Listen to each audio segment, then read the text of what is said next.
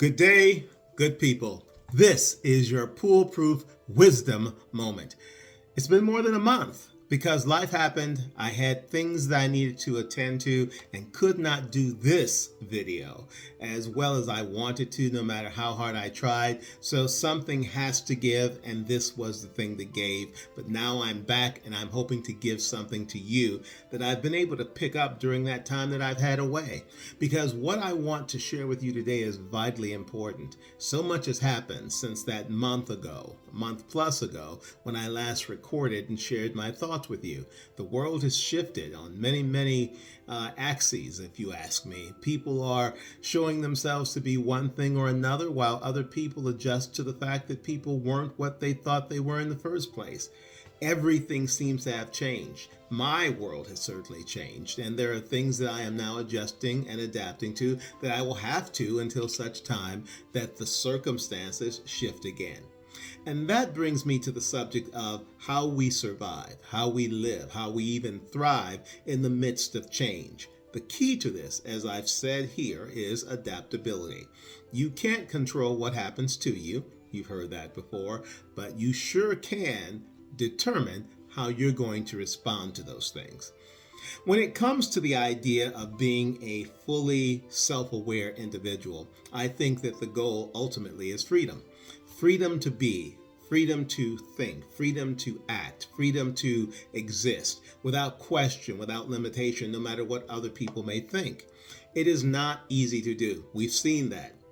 We see it every day. There are people fighting for rights that they should be having without question, and there are people who are trying to take them away.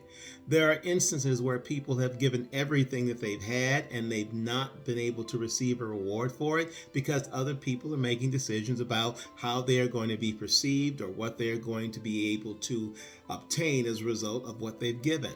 There are so many instances where people have expectations of others, and those expectations are not lived up to, and they certainly aren't lived into on the part of other people. So what does that leave for us? It leaves for us the right, the opportunity, and the choice to be an individual. It's wonderful to have great relationships with people, to be part of a community, but at a certain point in time, all of those things taken into consideration, you have to accept that at the end of the day, at the end of the life, at the beginning of it, there's you. There's you. And you've got to do the things that are going to be consistent with you being strong, you being independent, you being free. And being free in this instance means that you have to be willing to do something that involves often taking a risk so that you can be free. The world may not understand it. People may actually say things to you about how ridiculous it is that you made that decision. But you know different. You know better. And you have a choice. What are you willing to risk for your own freedom? And are you willing to do it right now, no matter what the circumstances are, so that you can ultimately achieve the goal of being free? If your answer is yes, I applaud you. If your answer is no, well, then you get to live the life that you're continuing to live, and you have to learn to be satisfied with it. But don't you go complaining to anybody because they can't do for you what you aren't willing to do for yourself. Remember that, choose freedom, and go forth and do the things that you know you are capable of doing.